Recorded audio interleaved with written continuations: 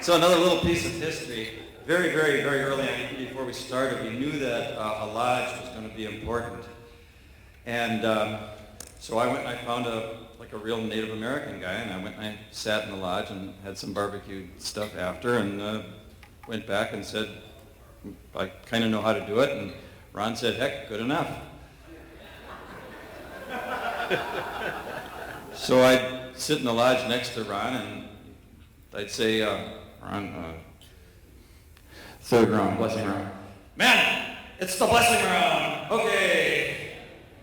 And we sit in this plywood thing. It was awful. We so didn't know what we were doing. Finally, Providence smiled. And this man showed up, Curtis Mitchell. He showed up with, at some level, he can tell you the details, but the blessings of the Lakota people, and he brought forward a lodge that was authentic and blessed and beautiful, and started calling in shamans from all over the country. We call them the Lodge Keepers. He built the Lodge Keeper Society. He also brought the Lodge Keepers into the administrative core of the Brotherhood, and actually served for 2 terms as our chair. And this is a man with an exquisite heart, an amazing vision, who's done so much for us. Curtis Mitchell.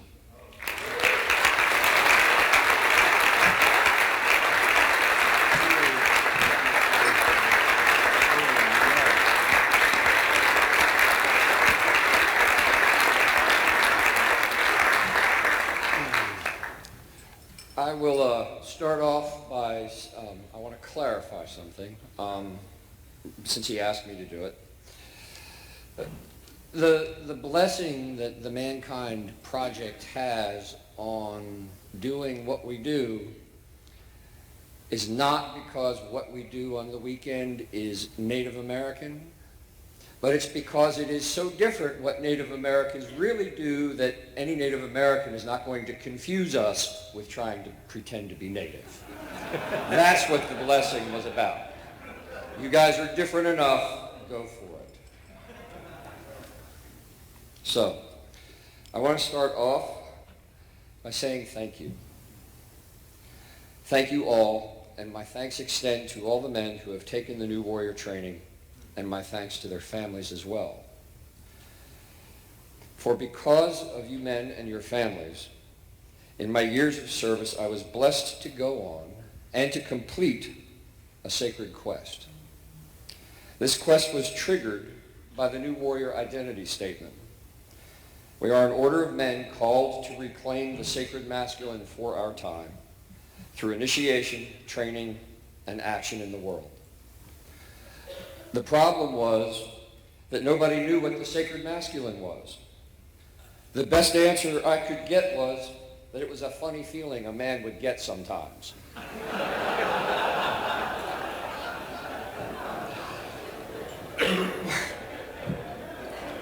So I set about to find out what it was. And this is actually a poem that I wrote at the time. I am a new warrior in search of the sacred masculine. This is my quest. I will search in my land. I will search in my history and my culture. I will search in my community.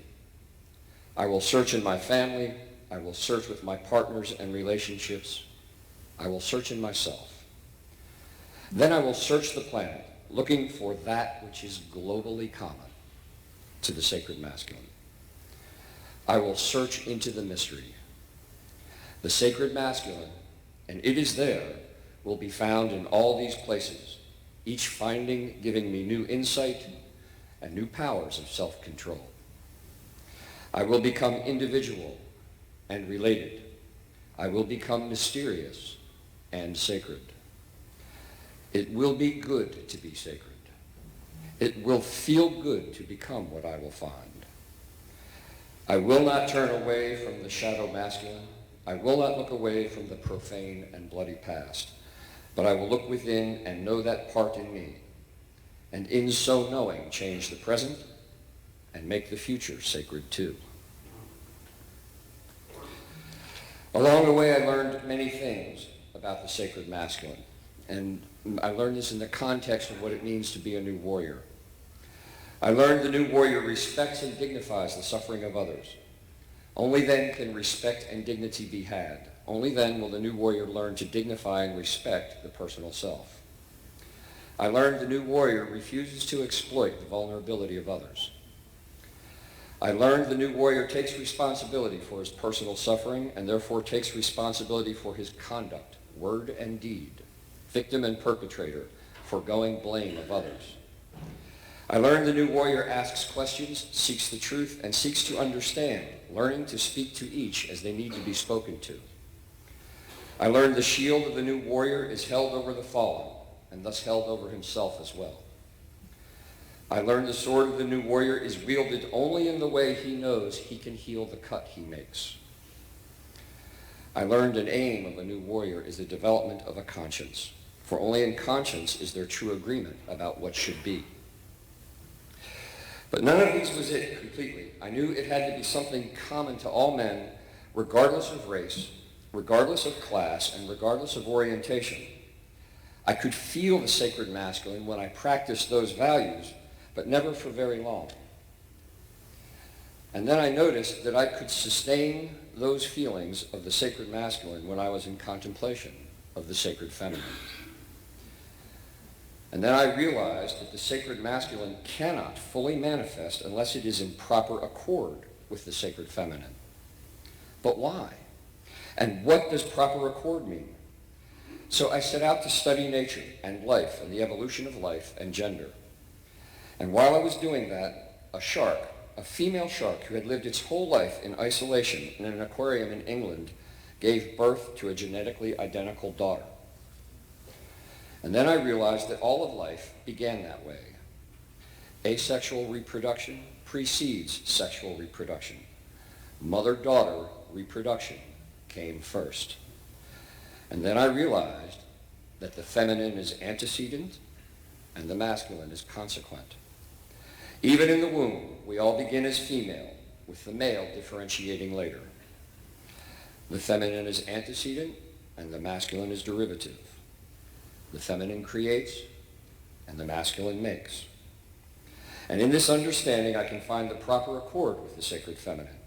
In this contemplation, I can abide in the sacred masculine for all of my days and make the future sacred too. I am blessed by this, and I thank you all for that. May the blessings of the sacred find each and every one of you.